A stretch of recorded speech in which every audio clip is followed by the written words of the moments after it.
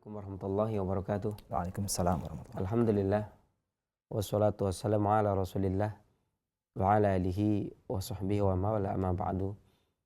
Khatul Islam, para pendengar dan pemirsa Roja dimanapun Anda berada, dan para pendengar dan pencinta radio Hidayah FM Pekanbaru dan sekitarnya, para pendengar dan pencinta radio As-Sunnah Kita Cirebon, para pendengar dan pencinta radio Sahabat Muslim Tegal, dan para pendengar dan pencinta radio-radio yang merelai acara ini. Kita panjatkan segala puji syukur kita kehadirat Allah Subhanahu wa taala yang telah melimpahkan karunia-Nya kepada kita, memberikan kepada kita kesehatan dan kesempatan sehingga pagi hari menjelang siang hari ini kita dapat bertemu kembali. Ya. Kemudian semoga Allah selalu senantiasa memberikan karunia kepada kita, yakni hidayah dan taufiknya, dan selalu kita dijaga, ditunjuki kepada jalan yang lurus.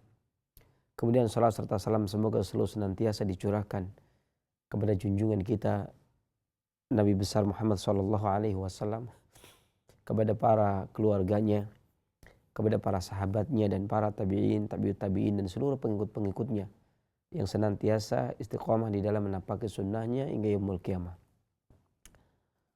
Dan adapun kemudian daripada itu maka masih melanjutkan pembahasan tentang makanan yang digunakan sebagai obat, yang pada prinsipnya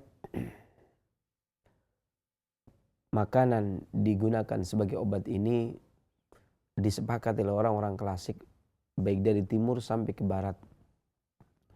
Bahkan para pendahulu, yakni orang-orang klasik yang mereka termasuk pencetus asas medis barat atau western medicine pun mereka mengakui jadikanlah makanan sebagai obat dan gunakanlah obat dari makanan kalian. Ya, artinya dokter-dokter di kalangan mereka pada zaman dahulu pun mengakui hal tersebut. Ya. Maka begitu pula di antara para ahli klasik Tionghoa ataupun para ahli klasik yang ada di India, Cina, ataupun klasik Tibun Nabawi pada zamannya, ya, di mana Imam Ibnu Qayyim pun membedakan di mana orang-orang yang diajari oleh Nabi SAW dan para sahabatnya ridwanullah alaihi jami'an adalah obat yang digunakan berupa makanan atau obat-obatnya yang berbentuk tunggal. Dan hal ini kemudian terjadi juga di orang-orang yang hidup di pegunungan atau di pedesaan pada zaman dahulu. Akan tetapi berbeda dengan orang-orang yang hidup di perkotaan atau orang-orang Yunani, kemudian orang-orang Romawi, orang-orang Persia, kemudian mereka lebih cenderung kepada obat-obatan dalam bentuk akrobazin, dalam bentuk formula, dikarenakan mereka, pola hidupnya mereka, pola makannya mereka, pola minumnya mereka, istirahat dan gerak mereka itu sudah berlebih, baik makannya, minumnya ataupun pola hidupnya. Maka pola hidup yang banyak, makan yang bervariasi, memakan makanan yang bervariasi, kemudian begitu pula minuman yang bervariasi, maka akan menimbulkan penyakit yang banyak atau komplikasi. Dan yang diinginkan obatnya maka tidak bisa menggunakan yang tunggal, akan tetapi obat-obatan formulasi atau akrobazin dalam hal ini. Dan Imam Ibnu Qayyim pun menjelaskan kepada kita bahwasanya ilmu akrobazin atau peracikan obat ini tidak dikenal dan tidak diajarkan oleh Nabi SAW dan para sahabatnya ridwanullah alaihim jami'an. Ini bukan termasuk pengobatan klasik ataupun Tibun Nabawi yang namanya formula. Ya, jelas di sini bahwasanya menganjurkan seseorang untuk berobat dengan Tibun Nabawi maka menganjurkan seseorang untuk pola hidup sehat. Dari sisi awal hifdzul quwah atau hifdzul siha, menjaga kesehatan, menjalankan perintah-perintah yang bisa menegakkan tulang punggung kita untuk terjaga kesehatan dan keseimbangan tubuh kita. Kemudian yang kedua adalah al-himyah, menjaga diri dari anil maudi, perkara-perkara yang kalau masuk ke dalam tubuh akan merusak, menyakitkan tubuh. Atau kalau sudah terlanjur beberapa makanan sudah masuk ke dalam tubuh, maka kita menggunakan metode istifragh, ya, mengosongkan. Yakni yang dimaksud mengosongkan materi-materi yang manakala kalau tidak dikeluarkan akan merusak tubuh. Salah satu diantaranya, suatu contoh manakala darah menjadi keluar dari karakteristiknya, ya, disebutkan ad-dam idza hajja, darah dikeluarkan apabila bergejolak, ya, atau darah dikeluarkan apabila tabayyuk, ya. Kemudian sperma dikeluarkan saat dia memang menghendaki untuk dikeluarkan, ya. Hal ini tentunya kelebihan-kelebihan, kekurangan-kekurangan ini kembali kepada pola hidup yang baik, ya. Kemudian pola hidup yang tidak beraneka ragam, maka akan membuahkan penyakit yang sederhana dan obatnya pun sederhana. Kalaupun harus obat maka menggunakan tunggal, kalaupun tidak bisa menggunakan obat tunggal, atau bisa jadi lebih baik lagi dia akan menggunakan bahan makanan yang digunakan untuk obat. Tentunya hal ini akan mendapatkan kesamaan. Hal ini memiliki kesamaan dengan ilmu kesehatan klasik lainnya, ya. Semisal kesehatan klasik di daratan Tionghoa atau di India, ya, karena Indonesia pun mendapatkan ilmu pengobatan klasik maupun tibbun nabawi itu ya bercampuran juga, ya, jadi tidak murni yang berasal dari Indonesia, ya. Dimana kita ketahui bersama bahwasanya ahli-ahli pengobatan Islam yang datang di negeri kita ini juga berasal dari luar, ya, semisal Laksamana Cheng Ho yang datang tahun 1405, ya, di negeri kita ini. Kemudian anak buahnya sakit kemudian dia mengobatinya, ya. Ini pun menunjukkan bahwasanya ketika dia pun mengajarkan ilmu pengobatan maka akan ada pencampuran, ya, dari beliau ini dari dinasti Ming, ya. Ini kaisarnya juga muslim. Ini juga membuktikan bahwasanya ilmu pengobatan yang ada di negeri kita ini bercampur. Ada yang dari Gujarat, ada di India, ada yang di Bukhara, Uzbekistan, ya, dekat Bukhara yakni Uzbekistan, ada yang dari Champa, dari Vietnam, ada yang dari Cina, ya, seperti utusan-utusan para ulama yang masuk ke Indonesia di tahun 1400-an. Ya, tentunya ada yang menyebarkan ilmu pengobatan dan seterusnya. Maka ini berkaitan erat satu sama lain dan tidak bisa dipisahkan, artinya terjadi penggabungan. Dan yang klasik maka akan selalu mempertahankan metode yang sama, yaitu pola hidup, pola makan, pola minum, pola gerak, pola diam, ya. Dan tidak lepas dari 3 kaidah ini. Ya. Kemudian pada kesempatan kali ini juga kita masih membahas tentang makanan obat-obatan yang masih berbentuk makanan, ya. Masuk pada abjad T kita membahas tentang buah tomat, karena kita membahas tentang buah, ya, buah yang disebut dengan Solanum lycopersicum ini atau nama latinnya. Ini merupakan termasuk tanaman perdu, ya, dan dia tomat ini merupakan buah yang tak kenal musim dia. Artinya dia ada terus di pasaran, tidak mungkin kemudian ini enggak musim tomat. Ini mungkin sebabnya dia dimasuk kategorikan sayur kali, ya, karena yang namanya sayur itu kan enggak kenal musim, ya. Tiap ada lagi yang namanya kangkung itu, ya, tiap hari juga ada, bulan apa juga ada, ya. Kalau buah kan ada musimnya. Oh, ini lagi enggak musim, ini enggak ada musim mangga, enggak musim jeruk, ya, kayak gitu. Karena sekarang musim jeruk Medan, ya. Ada kalanya nanti setelahnya musim jeruk Pontianak dan seterusnya, kan tentunya ada musim. Tetapi tomat adalah buah yang tidak mengenal musim, makanya dan digunakan pun seringnya digunakan untuk masak, ya, meskipun dia tetap orang akan mengatakan buah tomat, tidak mengatakan sayur tomat, ya. Kan tapi dia merupakan buah yang tidak kenal musim. Dan awalnya tanaman tomat ini sering disebutkan oleh para ahli sejarah dia tumbuh banyak di daerah pegunungan Peru, ya, baru kemudian menyebar ke bagian utara Amerika, ya, dan suku Indian Aztec menyebutnya tomat. Selanjutnya tanaman tomat ini tersebar ke Eropa, daratan Eropa, dan orang Spanyol, ini saya juga nggak tahu, orang Spanyol katanya memberikan nama Podo de Moro, ya, dan orang Italia menyatakan Podomoro, ya. Kemudian di Prancis dikasih nama Pomme d'amour, yakni atau disebut sebagai apel cinta, karena kemungkinan dikarenakan tomat dipercaya meningkatkan gairah bercinta atau gairah seksual baik pria maupun wanita. Dan kalau dimasukkan kategori, maka tomat ini masuk jenis terong-terongan sebenarnya, makanya dia kadang-kadang dimasukkan ke dalam sayur. Dan jenis tomat ini sangat banyak sekali, ya. Karena tomat ini ada yang ya digunakan menjadi buah, ada yang dimakan, dapat dimakan.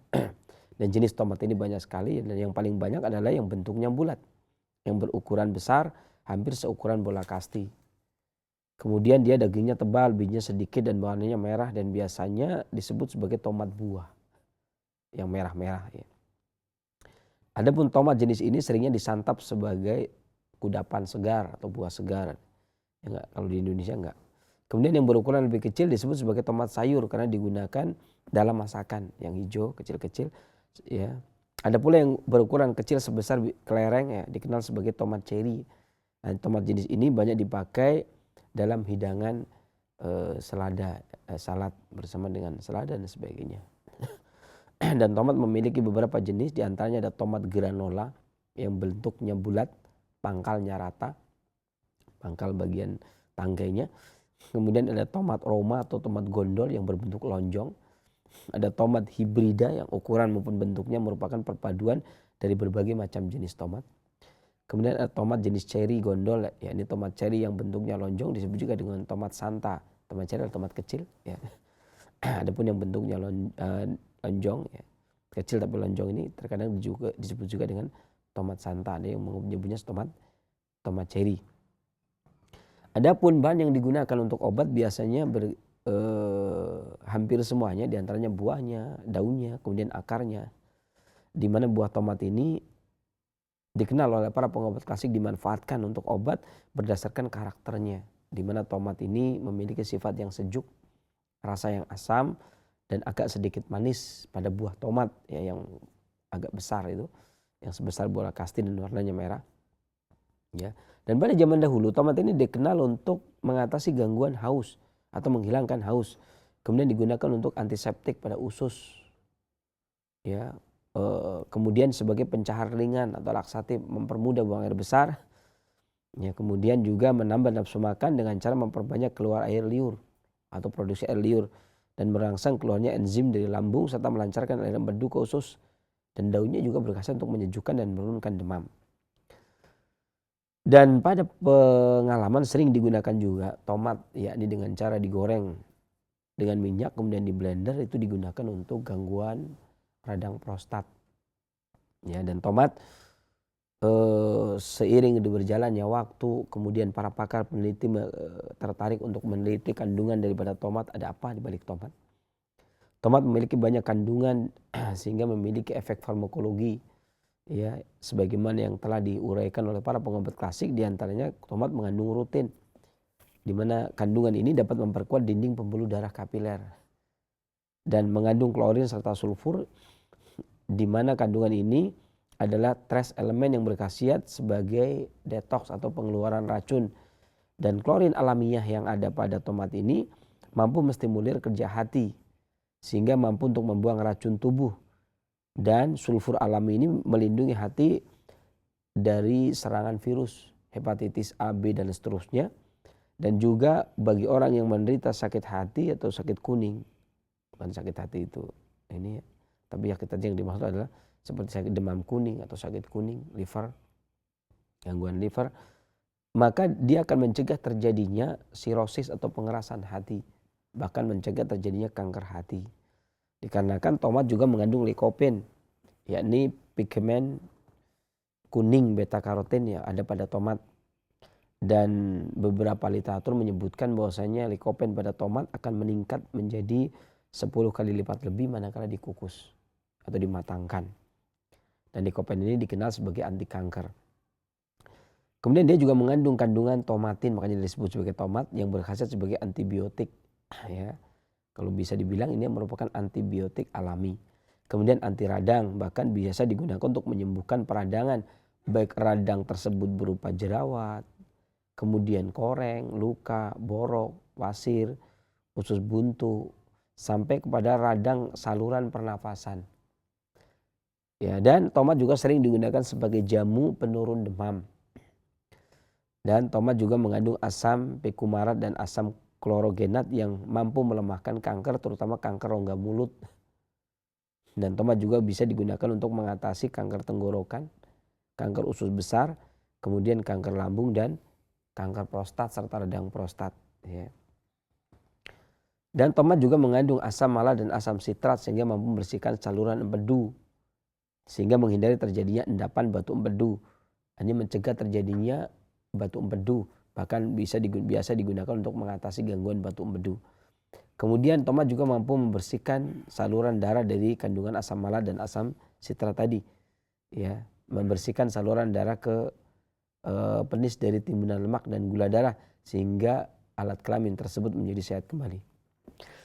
Dan kandungan tomat yang lainnya diantaranya adalah pigmen likopin yang merupakan antioksidan yang mampu melumpuhkan zat radikal bebas yang merusak sel-sel dengan dampak kulit menjadi kencang, kulit menjadi lembut, kulit menjadi segar. Ya. Kemudian juga menyeimbangkan kadar kolesterol dalam darah dan tekanan darah serta melenturkan kembali sel-sel saraf jantung yang kaku akibat endapan kolesterol dan gula darah. Artinya di sini dia menormalkan tekanan darah, kemudian menyehatkan jantung, menurunkan kolesterol, dan anti-aging atau mencegah penuaan dini dengan pigmen dan likopennya, jadi mengencangkan kulit. Ya. Adapun ini buahnya, adapun daunnya adalah menyejukkan atau menurunkan demam. Dan secara umum, baik dari sisi pengalaman atau dari sisi penelitian, ya, ataupun dari sisi kaidah literatur yang ada, maka tomat biasa digunakan untuk mengatasi gangguan-gangguan seperti asam urat, asma, ya, kemudian bengkak dikarenakan keracunan, mengatasi darah tinggi, demam, kemudian radang gusi, gusi berdarah, kemudian jerawat luar, kemudian jerawat dalam, kolesterol, kulit terbakar sinar matahari, kemudian lemah, letih, lesu dikarenakan kadar gula darah yang rendah. Dan tomat juga digunakan untuk mengatasi mata merah, kemudian mengatasi memar, bengkak akibat terkena benturan. Dan tomat juga sering digunakan untuk memelihara pertumbuhan rambut agar lebat, hitam dan mengkilat. Kemudian memperbaiki gangguan pencernaan, meningkatkan nafsu makan pada anak. Dan tomat juga mencegah serta mengobati dan digunakan untuk perawatan pada pengobatan kanker. Seperti yang saya katakan tadi, terutama kanker usus besar, ya, kanker lambung, tenggorokan, ya. Dan mencegah kerontokan rambut serta meningkatkan daya ingat pada anak-anak serta meningkatkan sistem imun. Bahkan tomat dikenal sebagai obat yang bisa digunakan untuk meningkatkan kesuburan pria. Tomat juga digunakan untuk menghaluskan wajah, mencegah penuaan dini, anti-aging, mengencangkan kulit, melembutkan kulit wajah, menghaluskan wajah, serta menjaga kesehatan mata. Ya, dan tomat juga menjaga kesehatan sistem reproduksi wanita sehingga menjaga agar wanita tetap subur dan tetap menarik. Kemudian menjaga kesehatan wanita saat menopause, mencegah terjadinya osteoporosis atau pengeroposan tulang, menguatkan tulang dan gigi, mengatasi rabun senja, mengatasi peradangan-peradangan seperti radang lambung, radang usus, radang gusi, bahkan sampai kepada sakit kuning dan sirosis hepatitis. Dan tomat juga sering digunakan untuk mengatasi rakitis, sakit kuning, sariawan atau sariawan pada rongga mulut, dan mengatasi sembelit serta gangguan peradangan pada lambung dan wasir. Ya. Dan ini seringkali tomat ini digunakan termasuk untuk pelancar ASI bagi ibu-ibu yang menyusui. Ya, dan kandungan dan tomat ini digunakan bukan hanya sebatas di negeri kita atau di Peru, di pegunungan Peru, negeri asalnya, tapi juga sangat banyak digunakan di luar daerah lagi, di mana tomat yang memiliki rasa asam, ya, yang pada buahnya yang berasal dari malik asid atau asam malik dan sitrik asid atau asam sitrat ini juga bagus dimanfaatkan untuk menguatkan kinerja hati sehingga mencegah terjadinya sirosis hepatitis. Kemudian buah tomat yang mampu menstimulir keluarnya enzim pencernaan, terutama yang berasal dari pankreas. Dia berguna untuk meningkatkan kerja saluran cerna. Artinya di sini bahwasanya minum jus tomat setiap hari sebelum makan maka akan bagus untuk sistem pencernaan sehingga mencegah penyakit. Kemudian jus tomat ini juga selain menguatkan pencernaan juga berkhasiat untuk sebagai tonik atau stamina bagi penderita yang sedang sakit ataupun pada fase penyembuhan. Orang-orang yang sakit kemudian timbul lemas lesu, kekebalan tubuh menurun ya, atau perawatan orang yang baru sakit, maka jus tomat setiap hari sangat bagus untuk tonik. Dan di pengobatan Classic Science Medicine membuktikan bahwasanya tomat memiliki khasiat pereda demam dan penawar racun, terutama adalah racun panas, yakni panas yang meracuni darah sehingga darah keluar dari pembuluhnya. Kemudian tomat masak seperti direbus atau saus tomat dan tomat yang berada dalam masakan seperti sup, ya ini akan meningkatkan likopen, ya, di mana likopen pada tomat ini akan lebih mudah diserap sehingga lebih berkhasiat untuk mencegah terjadinya kanker prostat dan penyakit jantung manakala dimasak seperti dikukus, direbus atau dibikin saus. Ya. Kemudian orang yang sensitif terhadap tomat bisa timbul alergi akut. Ini sebagai catatan, yakni alergi akut pada saluran pencernaan. Akibatnya adanya di hal ini diakibatkan karena adanya kandungan saponin, solanin dan histamin. Maka ada beberapa orang yang kalau kebanyakan makan tomat akan alergi. Dan saus tomat ini menurut FDA, yakni Food and Drug Administration, ini seharusnya hanya mengandung cairan tomat yang diperoleh dari ekstraksi tomat yang matang dan jenisnya adalah tomat varietas merah yang tidak mengandung bahan sintetis seperti zat pewarna, zat pembangkit cita rasa dan zat pengental. Ini seharusnya. Makanya ketika saya menyebutkan saus tomat, ini adalah saus tomat standar FDA, maksudnya standar internasional, yakni Food and Drug Administration. Jadi artinya bukan standar di negeri kita, karena standar internasional yang dimaksud dengan tomat menurut FDA ini, saus tomat ini hanya mengandung cairan tomat yang diperoleh dari ekstraksi tomat matang yang varietasnya adalah buah tomat merah yang besar sebesar bola kasti dan tidak mengandung bahan sintetis seperti pewarna, pembangkit cita rasa, pengental, apalagi bahan tambahan ya seperti ubi ya.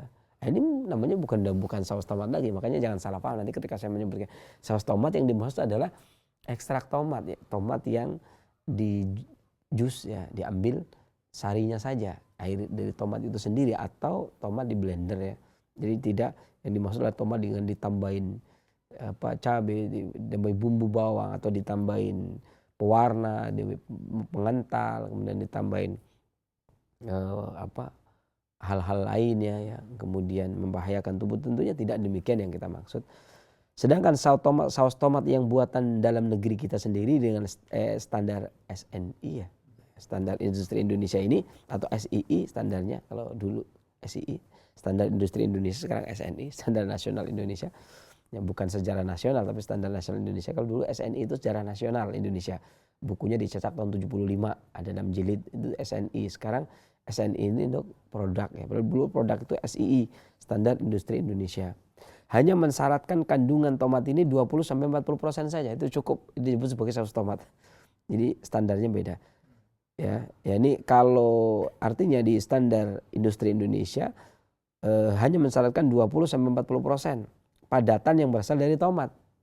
Ya, bahkan ada yang disuplai ya, ditambah dengan ubi jalar, labu air, dan bahkan pepaya mentah, bahkan ampas tapioka. Ini limbah padat sisa pembuatan tepung tapioka dan ditambah dengan zat warna, zat pengawet, zat penambah cita rasa yang semuanya itu bersifat karsinogen, merangsang pertumbuhannya sel-sel kanker ya. Dan ini tentunya beda standar FDA sama standar kita. Jadi yang dimaksud saus tomat standar hanya sari tomat saja, bukan saus tomat yang ada di negeri kita ini ya. Artinya kalau begitu proses negeri kita salah dong. Ya tidak, karena standarnya begitu, nggak salah. Standarnya kalau tomatnya udah 20% ya sudah cukup, sisanya ubi semuanya kan gitu. Dan sebelum menggunakan menjadi sambal atau jus, maka bagusnya terlebih dahulu dikukus karena akan meningkatkan likopennya, anti kankernya atau antioksidannya ya. Dan kalau kita yang kita inginkan adalah agar pigmen likopennya itu tidak hilang, berarti tomat tidak boleh digoreng. Ya, kalau digoreng maka akan menghilangkan likopen walaupun kandungan yang lainnya masih ada. Kemudian untuk memastikan keaslian saus tomat, ya, saus tomat yang dibuat dari tomat asli warnanya merah cerah dan tidak terlalu kental sehingga mudah dituang dari botol. Kemudian ketika menuangnya itu kita kuat sekali aja dengan dua tangan tenaga itu, kemudian nggak keluar ya berarti ya gitulah kira-kira sausnya maksudnya. Tapi seharusnya karena tomat ini kan sari tomat tadi ya, cuma di blender ya, maka dan kandung airnya banyak sehingga ketika dituang saja dia akan turun. Tapi kalau di negeri kita memang standarnya jadi nggak perlu nyari tomat yang asli. Bagaimana nyarinya ya bikin sendiri. Ya nanti mungkin di sesi terakhir kita akan bikin tips bagaimana cara membuat saus tomat yang sehat. Mudah-mudahan demikian ya. Agar bisa menikmati saus tomat, ingin saus tomat tetapi tidak membeli saus tomat yang ada bahan pengawetnya. Maka insya Allah mudah-mudahan kalau ada waktu nanti di sesi akhir kita akan bikin tips bikin saus tomat yang sehat ya. Demikian pembahasan ini saya cukupkan ya. Dan untuk berikutnya masuk ke sesi kedua, ini sesi tanya jawab ya. Kepada pemirsa silakan untuk bertanya, kalau bisa saya jawab, kalau tidak maka wallah alam. Dan selanjutnya untuk mandu saya tanya jawab saya serahkan kepada saudara saya Al-Khadida. Silakan.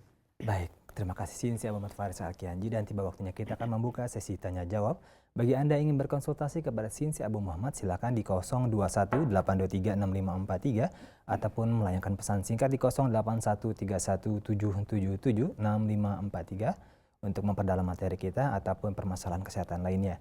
Silakan kami angkat line telepon yang pertama, silakan. Nah, halo. Assalamualaikum. Waalaikumsalam warahmatullahi wabarakatuh. Dengan siapa di mana Bapak? Dari Bapak Bambang di Pulau Riau. Ya, silakan Bapak Bambang. Bapak mohon maaf bisa dikencangkan sedikit lagi suaranya? Baik, terima kasih. Silakan Bapak Bambang. Oh iya Pak. Assalamualaikum Sinse. Waalaikumsalam. Ini saya mau menanyakan, saya mengalami ini Sinse. Mengalami kelebihan buang gas. Jadi setiap hari itu kira-kira ya sekitar 20 atau 30 kali lah setiap hari. Jadi sangat mengganggu aktivitas ataupun beribadah saya. Baik. Cukup Bapak? Jadi minta solusinya. Baik. Baik, terima kasih Bapak Bambang atas interaksinya. Assalamualaikum Waalaikumsalam warahmatullahi wabarakatuh. Kelebihan buang gas bisa disebabkan karena gangguan usus kecil. Ya, maka beberapa hal yang sering digunakan kalau sesuai dengan kaidah menggunakan bahan obat yang sering digunakan untuk mengatasi gangguan seringnya buang gas itu ada dua. Adapun kalau sindromnya panas cenderung kepada panas maka bisa menggunakan satu ibu jari temu hitam. Satu ibu jari temu hitam kemudian diparut diseduh pakai air panas. Ya, setengah gelas kemudian diaduk kemudian diminum, lakukan pagi dan sore satu. Adapun kalau sindromnya dingin ya bisa menggunakan adas, biji adas 1 sendok teh biji adas kemudian diseduh pakai air panas mendidih setengah gelas kemudian diaduk, boleh ditambah madu baik temu hitam ataupun adas kemudian diminum pagi dan sore. Demikian, mudah-mudahan Allah angkat penyakitnya dan bermanfaat bagi para pendengar dan pemirsa yang lainnya selanjutnya. Baik, demikian Bapak Bambang. Jawaban dari Sinsi semoga bermanfaat bagi Bapak Bambang dan kita semua. Di belakang Bapak Bambang di 0218236543. Silakan. Halo. Assalamualaikum. Waalaikumsalam warahmatullahi wabarakatuh. Mohon maaf, dengan siapa di mana? Dengan Ilmu di Depok. Mohon maaf. Ini mau tanya. Ibu mohon maaf, mungkin bisa dikecilkan terlebih dahulu suara volume televisi ataupun radionya dikarenakan ada feedback, Ibu. Ya. Ini mau tanya, dosen, ukuran seseorang untuk meminum vitamin tomat itu bagaimana solusinya? Baik. Ukuran. Baik, takaran di per setiap harinya gitu Bu ya. Ya, pagi apa sore apa 1 kali apa 2 kali? Baik, terima kasih Ibu atas Terima interaksinya. kasih. Assalamualaikum. Waalaikumsalam warahmatullahi wabarakatuh. Silakan. Adapun untuk ukuran digunakan untuk penjagaan atau mencegah timbulnya penyakit maka cukup 1 kali sehari diminum sekitar jam 9 sampai jam 11, antara jam 9 sampai jam 11. Kalau ukuran tomatnya masing-masing ya, kan masing-masing tomat ukurannya berbeda. Adapun kalau dia di blender maka sekitar setengah sampai 3/4 gelas. Maksimal, minimal setengah pada orang dewasa sampai 3/4 gelas. Adapun anak-anak bisa menggunakan 1 sendok teh sampai 1 sendok makan sesuai dengan umur si anak tersebut. Ya bisa kalau untuk orang dewasa bisa menggunakan setengah sampai 3/4 gelas kalau untuk di blender dan di jus. Adapun kalau dimakan saja maka satu buah tomat yang seukuran bola kasti atau lebih kecil sedikit, ya tidak terlalu kecil sebutir kelereng tentunya, maka 1 kali sehari kalaupun dimakan maka cukup, insya Allah. Demikian, mudah-mudahan bermanfaat bagi yang lainnya pula selanjutnya. Dan kita ingatkan terus ya Sinsia, setiap pembuatan jus itu tidak dengan gula pasir. Tidak dengan gula pasir, tidak dengan susu ya. Tidak gula pasir dan tidak dengan susu. Baik, di belakang Ibu tadi dari Depok, silakan di 0218236543 sebelum kita beralih ke pesan singkat. Nah, halo. Ya, halo. Waalaikumsalam warahmatullahi. Dengan siapa di mana Ibu? Dengan Ibu Fitria, Pak, di Balaraja.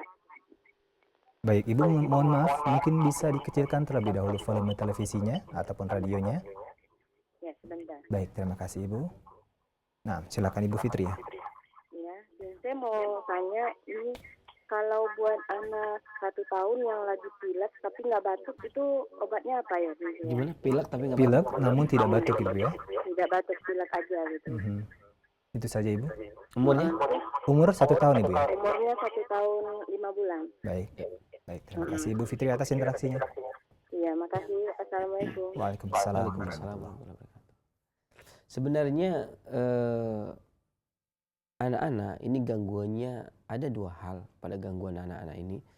Yang pertama adalah gangguan sistem pencernaan dan yang kedua adalah sistem pernafasan, dan tidak lepas dari itu.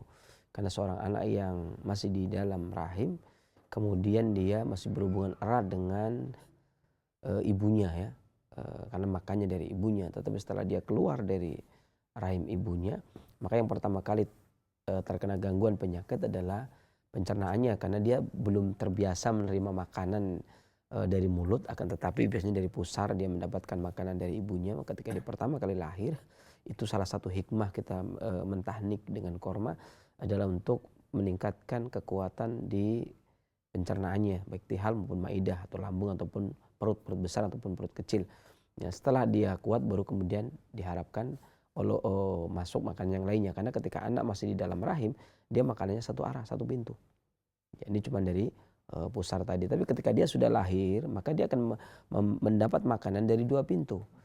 Ya, dari 2 pintu dia mendapatkan makanan, yakni dari alam, ya kemudian dari ASI yang ada dari ibunya. Ya, ada dua yang dia bisa dapatkan, dari ibunya kemudian dari alam yang ada. Nah, untuk mendapatkan sesuatu yang diawali yang dia dari mulut, maka bisa jadi terkena gangguan pencernaan karena kelemahan. Baik dikarenakan permasalahan ASI terlalu berlebih sehingga akan menyebabkan tersedak, ya, kemudian bermasalah pada dirinya, ya. Dan ketika terjadi kelemahan pencernaan atau lemahnya tihal atau lemahnya limpa, maka limpa ini tidak akan bisa memberikan saripati untuk dinaikkan ke paru-paru, untuk agar paru-paru membentuk energi yang selanjutnya membentuk darah. Ya, dalam klasik disebut demikian. Maka hal ini bisa menyebabkan kelemahan pada paru, karena banyaknya makanan yang ada pada limpa, ya, yang tadi makanannya terlalu berlebih, baik itu ASI atau makanan pendamping lainnya, kemudian terlalu banyak. Kadang-kadang anak kecil disusuin saja sampai gumoh ya, kemudian ditepuk-tepuk kemudian muntah sedikit, ini kan sudah kelebihan. Nah, kelebihan ini akan membentuk dahak dan reak, dan dia naik ke paru-paru kemudian menjadi dahak dan akan mengganggu sistem pernafasan. Jadi pertama pencernaan karena dia kelebihan, yang kedua akan naik ke paru-paru. Maka 2 kelainan ini. Selanjutnya kalau sudah seperti ini, maka kalau paru-parunya sudah terkena, kekebalan tubuh akan gampang menurun. Ya, maka apapun penyakitnya biasanya lebih mudah anak-anak, karena kita hanya memperbaiki sistem pencernaannya dan sistem pernafasannya. Ya, ibu bisa menggunakan beberapa hal untuk digunakan, diantaranya madu diseduh dengan air hangat juga bisa. Madu diseduh dengan air hangat kemudian diminumkan. Ini juga bisa digunakan untuk mengatasi gangguan pilek yang tanpa batuk. Atau bisa juga dengan air kencur, setengah sendok teh air kencur kemudian ditambah dengan 1 sendok teh madu, kemudian diaduk, kemudian diminumkan. Karena tujuannya menguatkan sistem kinerja paru-paru ya. Sehingga ketika paru-paru kuat, energi vital akan meningkat, mencegah terjadinya atau penyerangan penyakit yang datang dari luar. Mudah-mudahan Allah angkat penyakitnya dan bermanfaat bagi para pendengar Indonesia yang lainnya. Selanjutnya. Baik, terima kasih Sinse jawaban serta solusinya, dan kepada Ibu Fitria semoga bermanfaat jawaban dari Sinse dan kepada kita semua yang mendengarkannya. Baik, kita akan beralih ke pesan singkat yang telah banyak masuk ke meja redaksi kami. Kami akan bacakan pesan singkat yang pertama dari Hermin di Depok. Assalamualaikum Sinse, anak saya 5 tahun terkena cacar air, diiringi batuk dan bersin. Sepertinya ada gejala flu-nya dan sudah timbul lentingan airnya Sinse.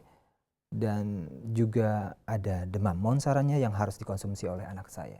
Ya. Cacar itu sendiri sebenarnya di usia-usia di bawah 7 tahun pada anak-anak ya, tetap tidak lepas dari kelemahan dari sistem pencernaan dan pernafasan. Ya, termasuk cacar itu sendiri adanya timbulnya panas dan sebagainya. Kalau sekiranya sistem kinerja pencernaan anak tersebut bagus dan pernapasannya akan menjadi bagus, maka kekebalan tubuhnya akan meningkat dan tidak akan mudah terserang penyakit yang datang dari luar.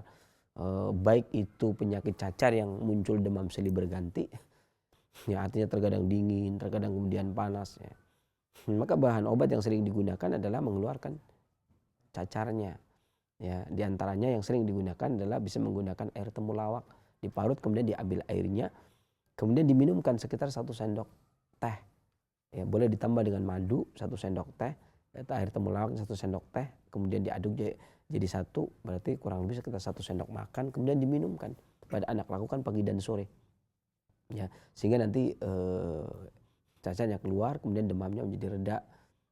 Dan kalau sekiranya sehabis kemudian sembuh, ya, Allah sembuhkan kemudian masih ada bekas-bekas cacarnya, maka biasanya bekas cacar ini diobati dengan baby corn atau jagung kecil atau putren, jagung yang muda itu, kemudian ditumbuk, kemudian dibalurkan pada bagian yang masih berbekas pada cacarnya. Demikian, mudah-mudahan Allah angkat penyakitnya dan bermanfaat bagi para pendengar Indonesia yang lainnya. Selanjutnya. Baik, terima kasih saya jawaban serta solusinya, dan kepada Bapak Hermin di Depok semoga bermanfaat. Kami masih membacakan pesan singkat yang telah masuk dari Ilmu Fadil di Balikpapan. Assalamualaikum ya Sinse. Mohon kembali mengulang cara mengolah semangka untuk hepatitis B dikarenakan minggu yang lalu rumah beliau mati lampu Sinse. Silakan Sinse. Sebenarnya sesuai dengan pembahasan hari ini ya, kalau memang lepas dari semangka, kita juga masih bisa menggunakan tomat. Tadi kita juga sudah katakan bahwasanya tomat ini bagus digunakan untuk gangguan hepatitis, termasuk mencegah terjadinya sirosis. Jadi tidak kalah hebat, karena dia juga anti kanker yang tinggi, dan dia mencegah terjadinya sirosis dari hepatitis kemudian berubah menjadi sirosis, kemudian sirosis atau mencegah jangan sampai terjadi kanker hati, ya, atau terjadi kanker liver. Maka tomat ini juga bisa digunakan, yakni dengan cara tomat dikukus kemudian di blender, ya, kurang lebih sekitar setengah gelas sampai 3/4 gelas, kemudian diminum 3 kali sehari, pagi, siang, dan sore. Ini untuk penggunaan tomat pada gangguan-gangguan hepatitis, kemudian mencegah terjadinya sirosis, ya, atau sirosis hepatitis, ya, ataupun kanker hati, ya. Adapun ini kalau mau menggunakan tomat ya. Adapun kalau ingin menggunakan semangka, maka semangka biasanya yang digunakan adalah putihnya atau putih semangka yang digunakan untuk pengobatan penyakit hati. Maka yang digunakan adalah putih semangka yang di jus. Dan ini tergantung keinginan kita, apakah kita lebih cenderung kepada putih semangka atau lebih kepada tomat, ya. Dan kalau sesuai dengan pembahasan hari ini, ya, tidak masalah kita menggunakan tomat. Demikian, mudah-mudahan Allah angkat penyakitnya dan bermanfaat bagi para pendengar Indonesia yang lainnya. Selanjutnya. Baik, terima kasih Sinse atas jawaban serta solusinya, dan kami akan kembali bacakan masih di pesan singkat. Assalamualaikum ya Sinse. Anak saya berumur 8 tahun, kami tinggal di daerah Wonosobo. Bila sedang cuaca dingin, kulit anak saya merah dan kebiruan dan sakit. Dan bila sakit itu datang sampai kaki anak saya tidak bisa berjalan Sensei, dikatakan ini adanya rematik. Padahal anak saya baru berumur 8 tahun. Apa herb yang cocok untuk anak saya ini? Silakan. Jadi rematik tidak harus 35 atau tidak harus 50 dan seterusnya ya. Dan rematik ini bisa disebabkan karena banyak hal. Ada kalanya rematik angin, yakni rematik yang berpindah-pindah. Orang hari ini mungkin sebut sebagai encok, atau rematik dingin. Ya, ini terkena hawa dingin kemudian dia nyeri. Ya, dan ini merupakan hal yang biasa, akan tetapi tentunya seorang pengobat klasik itu biasanya ketika dia mengetahui sifat penyakit, maka dia harus mengetahui letak penyakit. Tidak akan terjadi atau tidak akan bisa seseorang itu diobati kalau kita hanya mengetahui karakter atau sifat penyakit. Dia memiliki sifat penyakit itu panas, atau sifat penyakit itu dingin, atau sifat penyakit itu berpindah-pindah. Akan tapi kalau kita tidak tahu letak permasalahannya di mana, juga tidak akan bisa. Di antaranya adalah permasalahan rematik ini berkutat kepada dua organ yang utama. Yang satu adalah limpa, di mana organ limpa ini merupakan organ yang memimpin 4 alat gerak, dikarenakan dia menguasai otot, dan hati karena dia menguasai tendon. Ya. Tentunya bisa jadi dua organ ini yang bermasalah, karena masuknya angin juga bisa dari hati, bisa dari kelemahan hati. Ya, atau makanan-makanan yang tidak bisa didistribusikan secara benar. Contoh misalkan seseorang yang mengkonsumsi makanan yang banyak mengandung purin yang tinggi, ya, kemudian tidak bagus buat tulang. Nah, kalau dia tidak bisa diurai, tidak bisa didistribusikan menjadi saripati makanan, maka dia akan bisa menjadi bala, bencana juga. Atau bisa jadi makanan-makanan seperti makanan yang mengeroposkan tulang. Taruhlah kata contohnya gula pasir misalkan, di mana dia akan bisa diurai oleh tubuh kalau dia, karena dia pemanasannya tinggi sampai 400 derajat Celcius ya, maka semakin tinggi pengolahannya maka semakin berat diolah oleh tubuh. Maka ketika dia harus dicerna oleh tubuh, maka membutuhkan waktu yang lama satu. Yang kedua, dia membutuhkan sumsum atau kalium dan kalsium, sehingga akan terjadi pengurangan sumsum pada tulang. Hal ini juga akan bisa mengakibatkan kerapuhan tulang. Ya, dan juga akan menimbulkan penyakit-penyakit lain seperti rematik dan asam urat dan seterusnya. Ya, atau bisa jadi adanya kelemahan ginjal kalau memang rematiknya sudah masuk ke tulang. Karena ginjal merupakan tuan daripada tulang, yang menguasai tulang, yang memberikan nutrisi kepada tulang, ya, dengan sumsum tersebut. Ya, maka pengobatan rematik ini tidak lepas dari 3 organ ini, hati, ginjal, kemudian limpa. Ya. Terlepas dari itu, maka harus juga diketahui karakternya, apakah dia berpindah-pindah atau menetap. Kalau dia tetap di tulang pada usia kecil, anak kecil, maka karena esensi vitalnya, ya, atau dikarenakan nutfah, ini kan permasalahan esensi, ya, kalau istilah orang Tionghoa bilang cing bawaan. Nanti esensi vital yang berasal dari orang tua atau energi prenatal yang berasal dari orang tua ini yang kurang, ya.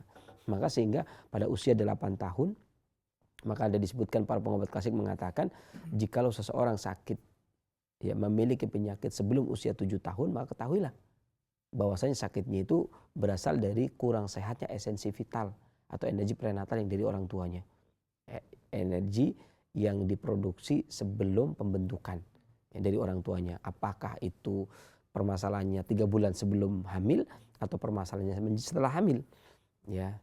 Adapun setelah usia tersebut, setelah usia 8 dan 7 tahun, maka bisa dikatakan diperoleh sendiri penyakit tersebut. Ya, maka bisa ditinjau dari ada kemungkinan kelemahan dari kedua orang tuanya, baik dari sisi saat mengandung, adanya stres dan sebagainya, ada banyak pikiran, tidur dan sebagainya, ya, masalah tidur ataupun makanan, ya, atau kurang tidur, kerja terlalu stres, pulang malam dan seterusnya. Ini juga akan mengakibatkan kurangnya nutrisi atau esensi pada anak. Nah, beberapa hal yang sering digunakan untuk menambah esensi tersebut atau kurangnya sumsum pada tulang itu banyak sekali. Di antaranya tomat tadi kita bahas, ya, bisa dikukus tomat kemudian diminumkan sekitar 1 sampai 2 sendok makan 3 kali sehari, pagi, siang, dan sore, ya. Dan tomat sangat bagus sekali, ya. Dan bisa juga dengan cara menggunakan daun beluntas kalau ada, daun beluntas itu biasanya ada di pagar, kemudian bisa digunakan sebagai lalap. Ya, bisa juga dengan menggunakan wortel yang di blender kemudian parut ambil airnya diminumkan 1 sendok makan setiap pagi. Adapun tomat bisa digunakan pagi siang sore, pagi kemudian siang kemudian sore sehabis asar sampai jam 5 batas akhirnya. Demikian mudah-mudahan Allah angkat penyakitnya dan bermanfaat bagi para pendengar Indonesia yang lainnya. Selanjutnya. Amin. Baik, kami masih bacakan pesan singkat sebelum kami beralih ke layanan telepon kami ya. Tidak disebutkan namanya. Assalamualaikum ya Sensei. Bagaimana cara penggunaan tomat untuk mengatasi bayi kuning berumur 1 bulan Sensei? Ya, sama saja. Ini dengan cara tomat dikukus kemudian diambil airnya sekitar 1 sendok teh, ya setengah sendok teh pagi, setengah sendok teh sore, ya lakukan 2 kali sehari sekitar antara jam 9 sampai bada asyar. Ya, demikian mudah-mudahan Allah angkat penyakitnya. Selanjutnya. Baik, kami akan beralih ke layanan telepon kami di 0218236543 bagi Anda yang ingin berinteraksi berkonsultasi kepada Sensei Abu Muhammad Faris Al-Kianji. Silakan. Halo. Halo, Assalamualaikum. Waalaikumsalam warahmatullahi wabarakatuh. Ini dari hamba Allah dari Lampung. Silakan Ibu. Mau nanya obat penyumbatan tuberkulosis apa ada enggak ya? Penyumbatan apa Ibu? Mohon maaf. Tuberkulosis. Ada yang tanyakan Sensei. Cukup? Baik, Ya, terima cukup kasih Ibu itu atas aja interaksinya. Ustaz. Ya, Assalamualaikum. Waalaikumsalam warahmatullahi. Kepada hamba Allah, kami bukan dokter jadi kami tidak tahu apa yang dimaksud dengan tuberkulosis, dan lebih baik Ibu mengkonsultasikan karena tahu ada sesuatu sumbatan berarti dari dokter ya. Adanya periksa laboratorium dan seterusnya. Maka saya selalu menganjurkan bagi orang yang sudah memeriksakan diri ke pengobat, baik itu pengobat tradisional, Sensei, herbalis ataupun dokter, maka hendaklah dilanjutkan. Ya, pemeriksaan sudah ke dokter ya, adanya penyumbatan pastinya sudah ada pemeriksaan, tidak mungkin hanya karena berasa. Maka tolong hargai pemeriksaan tersebut ya. Walau bagaimanapun juga dokter sudah memeriksa ya, kemudian beliau juga kompeten di bidangnya, maka dilanjutkan berobat ke dokter. Bagaimana saran dan nasihat dan pengobatan yang dijalani oleh para dokter ya untuk mengatasi penyumbatan tuberkulosis tadi. Dan di dalam pengobatan tradisional atau pengobatan klasik tidak ada istilah penyumbatan tuberkulosis. Jadi mohon maaf kami hanya bisa menjawab dan menyarankan silakan datang kembali ke dokter yang memeriksa ya, karena kesembuhan itu datang dari Allah Subhanahu wa taala tentunya, dan berobat bisa kemana saja, yang bisa ke dokter juga, dan mudah-mudahan Allah angkat penyakitnya dengan cara berobat ke dokter ataupun kemana saja. Demikian mudah-mudahan bermanfaat ya, dan merupakan hal yang perlu diperhatikan bagi para pendengar yang lainnya. Selanjutnya. Baik, Ibu semoga diberikan kemudahan dan diangkat penyakitnya dan diteruskan ikhtiar Ibu kepada dokter tersebut. Baik, di belakang Ibu dari Lampung tadi di 0218236543. Halo. Halo, Assalamualaikum. Waalaikumsalam warahmatullahi. Dan siapa di mana Ibu? Ini dari Pekanbaru, Ustaz. Iya Bu. Dengan Ibu siapa? Mohon maaf. Ya, mau tanya Ustaz. Baik. Saya sedang hamil. Tapi tiap paginya muntah. Di muntah itu ada darah, Ustaz. Yes. Pertanyaannya? Apa solusinya tuh, Ustaz? Ya, Terima cukup kasih, Ibu. Ustaz. Baik, terima kasih Ibu atas interaksinya. Ya. Pada ibu hamil, ya ini yang terisi janin adalah rahimnya. Ketika rahim terisi janin kemudian timbul mual pada lambung, ini menunjukkan bukti bahwasanya apa yang benar apa yang dikatakan oleh para pengobat klasik, bahwasanya sangat erat hubungannya antara lambung dengan rahim. Erat hubungannya antara lambung dengan rahim atau antara perut dengan rahim. Dan perut itu dibagi menjadi 2, ini perut besar dan perut kecil. Maidah watihal, yakni lambung, diterjemahkan bebas sekarang lambung walaupun secara definisi tidak sama ya. Ini perut besar dan perut kecil. Adapun permasalahan darah keluar dari pembuluhnya sehingga terjadi muntah darah dan sebagainya, ada paling nggak ada 3 organ yang paling bertanggung jawab di keluarnya darah dari pembuluhnya, atau orang muntah darah, buang air besar berdarah, kencing berdarah ya, atau mimisan. Itu ada 3 organ yang paling bertanggung jawab. Yang pertama adalah hati sebagai organ yang mengatur, kata ilmiah Ibnu Qayyim al-Jauziyah, hati adalah organ yang memproduksi cairan yang paling baik, yakni darah. Memproduksi, kemudian menyimpan, kemudian mengatur pengeluarannya. Maka kalau hati sampai mengeluarkan terlalu banyak darah, maka bisa jadi pendarahan. Satu. Kedua adalah organ limpa, di mana limpa ini adalah organ yang mengatur transportasi cairan. Bagaimana dia menjaga agar darah tidak keluar dari pembuluhnya. Sehingga kalau darah keluar dari pembuluhnya bisa terjadi pendarahan seperti muntah darah dan seterusnya sebagaimana yang Ibu sampaikan tadi. Dan yang ketiga adalah jantung, di mana jantung adalah organ yang memompa darah. Kalau organ jantung memompa darah dengan kencang, panas jantung terlalu berlebih, maka darah akan tertumpah ruah dan tidak bisa dikendalikan oleh limpa. Begitu pula ketika darah terlalu banyak dikeluarkan oleh hati, maka limpa pun tidak bisa mengendalikan. Ya, kemudian ini 3 organ. Adapun penyebabnya bisa salah satu diantaranya adalah dikarenakan hawa panas yang datang dari luar. Panas yang datang dari luar, kalau dia masuk tahapan pertama, tahapan energi vital akan melemahkan tubuh, tahapan cairan dia akan menyebabkan dehidrasi, kemudian tahapan yang berikutnya masuk panas itu masuk ke darah, kemudian darah akan bergejolak. Ini yang disebut sebagai dam ini haja, bergejolak. Ketika darah bergejolak maka akan keluar dari pembuluhnya, bisa terjadi muntah darah dan seterusnya atau pendarahan.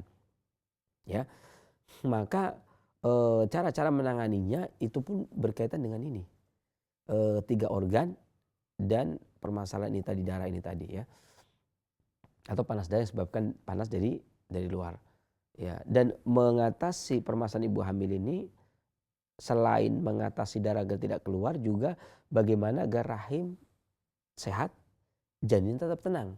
Karena banyak obat yang digunakan tetapi mengganggu kondisi janin. Ya, baik itu pendarahan lewat bawah atau pendarahan lewat atas. Bahan-bahan obat yang digunakan untuk meredakan darah dan menguatkan janin diantaranya adalah ibu bisa menggunakan kangkung. 1 ikat kangkung kemudian dibikin oseng-oseng atau tumis. Ya, dimasak kemudian dimakan. Ya, ini bisa digunakan untuk mengatasi terjadinya pendarahan atau menurunkan terjadinya pendarahan. Juga dia menghilangkan mual. Ya, menghilangkan mual atau mengatasi ngidam pada ibu hamil dan mengobati gangguan mual serta menghentikan pendarahan. Ya, ini artinya bisa menggunakan kangkung atau bisa juga menggunakan kunyit. 1 ibu jari kunyit kemudian ibu jari kunyit kemudian diparut. Ya, atau air kunyit sebanyak 2 sendok makan kemudian ditambah dengan air kencur sebanyak 1 sendok teh. Air kunyit sebesar 2 sendok makan ditambah dengan air kencur sebanyak 1 sendok teh kemudian diaduk tambah madu. Kemudian diminum 1 kali sehari menjelang tidur atau bangun tidur 1 kali sehari. Demikian mudah-mudahan Allah jaga janinnya dan menjadi penerus yang soleh dan soleha ya, dan bermanfaat bagi pendengar yang lainnya. Selanjutnya. Baik, terima kasih Insia jawaban serta solusinya di belakang Ibu dari Pekanbaru tadi. Masih ada kesempatan beberapa menit ke depan di 0218236543. Halo. Assalamualaikum. Waalaikumsalam warahmatullahi. Dengan siapa di mana Ibu? Saya dengan Ibu Nur di Bekasi. Baik, silakan Ibu Nur. Assalamualaikum Sensei. Waalaikumsalam Saya mau bertanya. Suami saya usia 60 tahun. Saat ini suami saya menderita diabetes tipe 2. Dan suami saya sudah terkena diabetik neuropati, yaitu rasa panas dan terbakar tuh di telapak kaki gitu, Sensei. Lalu cara mengatasi itu bagaimana, Sensei, dan cara mengobatinya seperti apa? Jadi diminum obatnya kapan saja diminumnya. Dan suami saya juga tidak pernah, agak susah diajak olahraga gitu, Sensei. Jadi bagaimana cara mengobati? Mengetahui penyakit tersebut dari mana Ibu? Dari waktu itu suami saya diabetesnya sudah lama gitu kan. Tapi kalau untuk rasa panas di kaki itu saya cari-cari di Google aja karena nggak pernah. Selama ini pengobatannya bagaimana? Bagaimana? Selama ini pengobatannya bagaimana? Suami saya pengobatannya cuma itu aja, cuma minum obat gula, glibenclamid. Itu dari dokter sudah lama sekali, tapi untuk rasa panas di kakinya itu hanya saya pijat saja. Ya, cukup. Ya, cukup. Baik, terima kasih Bu Nur. Terima kasih Sensei. Sama-sama. Assalamualaikum. Waalaikumsalam warahmatullahi wabarakatuh. Saya katakan sering bahwasanya jujur kalau kencing manis memang klasik mengenal karena kencingnya manis ya. Tapi kalau diabetes tipe ini, tipe itu, ya itu tidak dikenal. Justru ketika menambahin bukan tambah jelas permasalahan, tapi tambah bingung kita. Ya, diabetes tipe ini, tipe itu. Tapi kalau yang dimaksud, kalau pertanyaan ibu tadi awalnya cuma diabetes, artinya saya tahu kencing manis. Tapi kalau udah dibilang tipe ini, tipe itu, akhirnya kami tidak paham. Kenapa? Kenapa saya berkata tidak paham? Loh, bukankah karena Bu Muhammad ini tim penguji herbal nasional, artinya yang di konvensional juga diketahui, tetapi ranah. Ini ranah kedokteran, apalagi sudah meminum obat dokter. Kita tidak paham apakah obat ini itu tidak beracun kalau dia bertemu dengan obat herbal. Karena kenapa banyak obat herbal yang diberedel oleh pemerintah tidak boleh terbit. Bahkan ada 96 lebih ya obat herbal yang tidak boleh diterbitkan ya, karena obat herbal itu mengandung kimia. Ya, obat herbal itu mengandung kimia. Maka ketika seseorang sudah meminum obat kimia, saya rasa teruskan. Teruskan. Ganti atau teruskan. Ya. Hanya kalau dia seseorang sudah, jangan sampai kemudian seseorang yang sudah berobat ke kedokteran, ya, kemudian kita tawari ke saya saja. Sembuh. Dari mana kita bisa mengatakan sembuh? Padahal betapa banyak orang, ratusan ribuan bahkan puluhan ribu, mungkin jutaan kali ya, orang yang berobat ke dokter kemudian sembuh. Ya. Dan banyak juga orang yang berobat ke tradisional kemudian sembuh. Ini juga menunjukkan bahwasanya kesembuhan itu biidznillah, atas kehendak Allah. Ya, maka kalau ibu kemudian sudah berobat, sudah jalan, kemudian sudah minum obat gula, kemudian ada keluhan lain, tidak mungkin tidak berkaitan, pasti berkaitan. Kenapa? Satu tubuh. Ibu tinggal datangi lagi dokternya, cek ulang, kemudian tanya, kenapa kok terjadi sakit panas? Barangkali ada perubahan obat, tambahan obat, pengurangan obat. Ya, dan ini penting. Ya, sangat penting sekali bagi para penderita kalau dia sakit sudah berobat. Ya, mohon jangan sampai kemudian oh ini ada acara di Roja, walaupun saya sudah berobat kemudian saya tinggalkan saja. Tidak demikian. Tentunya Anda datang ke dokter dalam keadaan dokter itu hadir, memeriksa. Ya kan? Dan ini jangan sampai kemudian dikiranya oh ini mengkat orang yang mau ke dokter nggak jadi gitu ya. Oh saya nggak jadi dokter karena ada acara di Roja. Berarti acara Roja itu seakan-akan adalah solusi agar semua orang tidak ke dokter. Ya, ini juga tidak sesuatu yang tidak bijak, karena dokter juga teman-teman kita juga kan, mereka juga kompeten di bidangnya. Dan kita ini bukan perang ya, bukan saya membantah dokter kemudian, bukan, artinya kita saling mendukung, kita memberikan solusi bagi orang yang qadarullah tidak cocok dengan pengobatan ke dokter. Tidak cocok artinya ketika dia makan obat dokter alergi nggak bisa. Tidak cocok. Atau dia tidak mendapatkan kesembuhan dari dokter. Atau memang dia tidak kuat biayanya. Atau memang dia jauh dokternya kan begitu. Nah kalau kemudian dia sudah rutin kayak seperti ini tadi. Rutin minum obat gula. Kan berarti tinggal jalan. Adapun permasalahan lain kalau kemudian saya cut. Kan saya harus punya argumen yang kuat untuk mengkat itu kan, karena obat itu misalkan mau dicampur dengan obat apa saya nggak tahu. Kadang-kadang temulawak sama paracetamol aja jadi racun, temulawak sama paracetamol aja jadi racun. Lah temulawak ketemu sama apapun obat kimia jadi racun masalahnya. Yang jadi masalah itu. Dan kenapa Badan POM itu melarang obat herbal bertemu dengan obat kimia? Karena bisa jadi herbal ketemu kimia itu menjadi racun. Walaupun ada orang yang berpendapat, orang-orang saya kutip perkataan dari orang-orang Purwokerto ya, yang mereka itu membuat obat dicampur dengan kimia, dia maksudnya baik katanya. Ya ini kimia ini menurut dia ini beracun, maka dikasih herbal agar racunnya berkurang. Ya, dan herbal ini lambat, maka dikasih kimia agar reaksinya cepat. Jadi modelnya kerjasama gitu ya. Tapi kan ini butuh penelitian kan, keamanannya itu. Nah kalau kemudian kita memberi ibu suaminya kemudian menggunakan obat dokter, sementara pemerintah kita melarang obat herbal bertemu dengan obat kimia. Kemudian saya ketika ada pasien yang kemudian menanyakan masih mengkonsumsi obat dokter, kemudian saya tambahi obat herbal, apa saya tidak termasuk di dalamnya? Ya, maka mohon maaf. Sekali lagi buat pendengar yang lainnya juga, bagi orang yang masih berobat tolong ya, maka kasih kesempatan bagi pendengar yang lain yang qadarullah belum bisa mendapatkan pengobatan dari dokter ya. Bagi orang yang sudah mendapatkan pengobatan dari dokter, maka silahkan dilanjut, mudah-mudahan Allah angkat penyakitnya, Allah sembuhkan ya. Ya mudah-mudahan Allah sembuhkan dari mana saja kesembuhan. Yang penting dari pada puncaknya kesembuhan itu dari Allah Subhanahu wa taala. Dan mohon maaf saya tidak bisa memberikan resep apapun karena masih mengkonsumsi obat dokter. Yang saya khawatirkan adalah firasat Badan POM itu benar ya. Ini ketika saya memberikan herbal bertemu dengan obat kimia yang suami ibu konsumsi akan berubah menjadi racun, bukan menjadi obat malah menjadi bencana. Ya, ini yang perlu diperhatikan. Terima kasih atas pertanyaannya, dan perhatian juga kedua kali lagi yang kedua saya mengatakan, menghimbau kepada para pendengar Ya, bagi orang yang sudah melakukan pengobatan dokter, maka tidak perlu berkecil hati. Karena kesembuhan bukan dari siapapun tapi dari Allah Subhanahu wa taala. Ya, mudah-mudahan Allah angkat penyakitnya, penyakit suami dari ibu penanya tadi. Ya, kita juga saling menghargai antara kami dengan dokter juga sama-sama pengobat. Cuman bedanya adalah timur dan barat. Ya, mudah-mudahan Allah angkat penyakitnya dan sudah berjalan, mudah-mudahan cocok. Ya, selanjutnya mudah-mudahan bermanfaat bagi para pendengar dan pemirsa yang lainnya. Selanjutnya. Baik, demikian Ibu Nur, semoga bermanfaat, dan kepada Ibu Nur dan suaminya semoga diberikan kemudahan.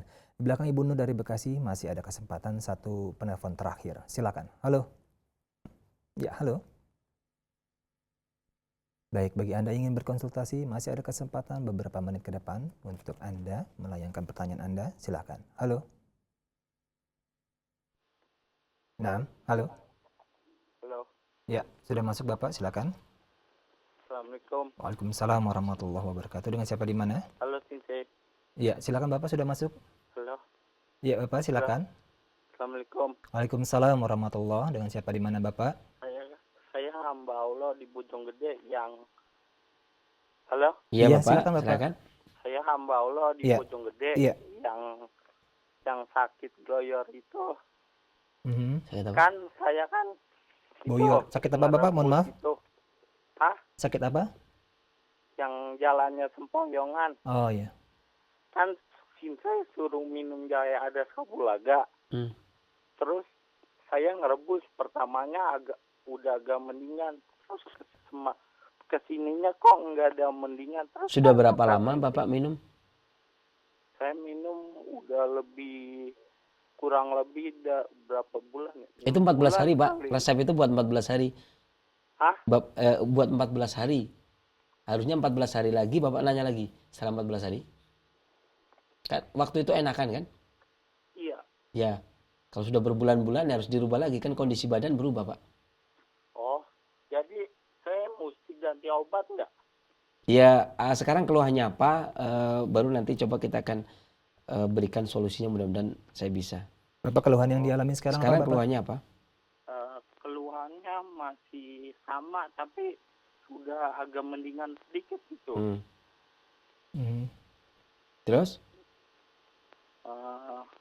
Terus apa ya? Itu kalau lagi ngomong saya itu kadang suka grogi gitu. Oh iya, cukup? Baik. Iya cukup. Baik, terima kasih Bapak. Ya. Ya, Assalamualaikum. Waalaikumsalam warahmatullahi wabarakatuh. Jadi terkadang ini yang perlu diperingati juga, bahasanya resep itu bukan buat seumur hidup ya. Jadi kebanyakan resep ini berlaku 14 hari. Bukan begitu. Kok nggak dikasih resep seumur hidup sih?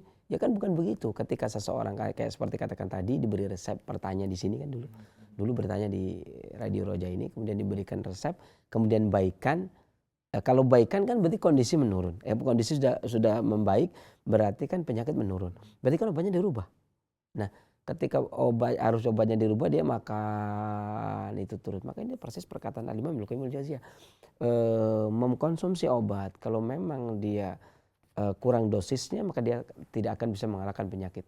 Kalau dia kelebihan dosisnya, maka yang lebihnya itu akan menduduki posisi sebagai penyakit.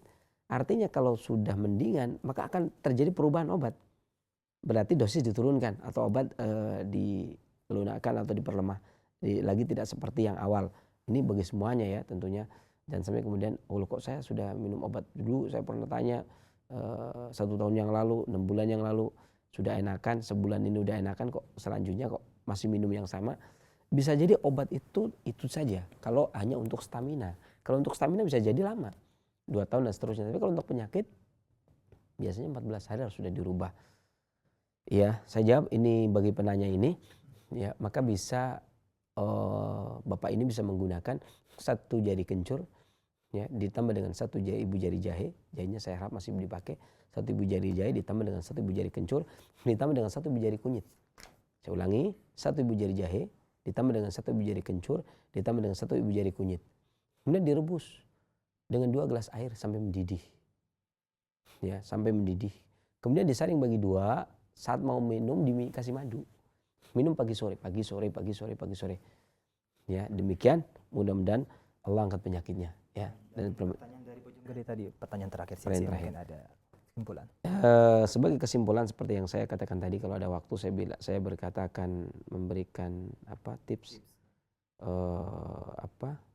resep buat membikin saus tomat ya. Tadi ya, ini ada beberapa resep sebenarnya, tapi kita akan mengambil resep yang paling gampang untuk membuat saus tomat ya. Adapun cara membikinnya adalah dengan cara mempersiapkan ini, ukurannya tentu bisa dilipatkan atau dikurangi. Bisa menggunakan 8 on tomat yang merah ya, tentunya tomat merah, karena saus kan nggak hijau ya, saus tomat itu nggak hijau, terkenalnya saus tomat yang merah. 800 gram atau 8 on tomat merah. Ini tomatnya. Adapun bumbunya adalah ini, kalau karena Indonesia ya, kalau sebenarnya saus tomat yang sebenarnya itu kan hanya tomat di blender. Tomat di blender, kemudian agar awet, kemudian dimasukkan ke dalam tempat es yang kecil-kecil itu yang di kulkas. Oh, ya kan? Ya kan biasanya ditempati air untuk es batu ya, batunya. Itu ditaruh di situ, kemudian di kulkas kan jadi di freezer kan jadi beku ya. Sebenarnya tomat itu cuma cukup di blender atau di jus, ambil sarinya ditaruh di situ kan awet. Nah, ketika kita mau menggunakan tinggal diambil sesuai selera beberapa biji, kemudian dicairkan ya. Tetapi kan itu tomat murni ya. Kalau yang tomat memiliki rasa, ya ini yang akan kita berikan. Ya, ini 8 on tomat merah. Adapun bumbunya adalah 5 buah cabai merah, kemudian dihaluskan. Ya. Adapun kalau maunya bubuk cabai maka bisa 1 sendok teh atau sesuai selera. Bagi yang mau menginginkan saus sambal tomat ini pedas, berarti sesuai selera bisa ditambah lagi.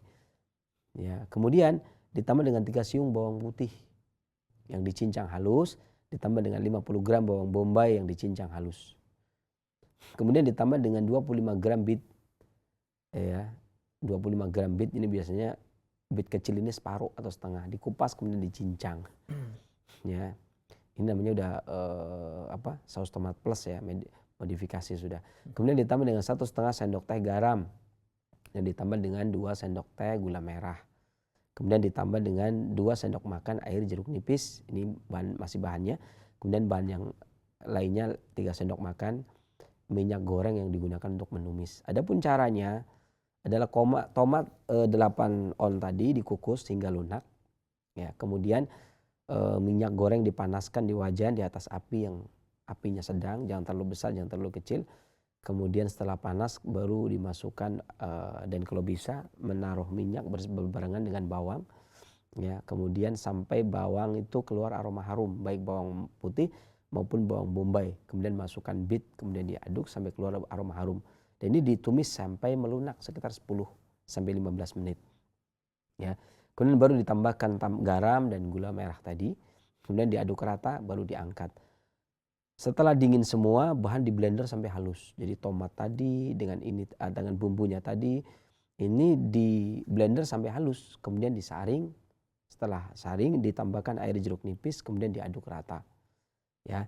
Dan kalau mau untuk stok bisa digunakan saus tomat ini yang sudah saus tomat ekstra ini, ekstra pedas. Ini bisa dimasukkan ke es tray ya, cetakan es batu mini yang kemudian dibekukan di dalam freezer, dan menjelang diperlukan baru diambil saus tomat ya. 2 jam sebelum diperlukan kemudian dihangatkan. Ya, baru setelah itu digunakan. Ini saus tomat yang enak ya, tetapi juga sedap kan orang Indonesia yang maunya nggak sarinya saja, tentunya maunya ada cabenya juga ya. Kemudian yang kedua, sebagai catatan pula ada beberapa penelitian, diantaranya tomat sudah dilakukan penelitian pada tikus, diuji coba pada tikus jus tomat ya, uji praklinis.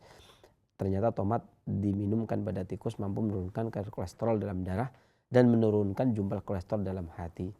Dan tomat juga pernah diuji cobakan atau uji praklinis pada kucing, dan sirup tomat dapat menurunkan tekanan darah tanpa mengganggu denyut jantung dan mampu menstimulasi otot poros.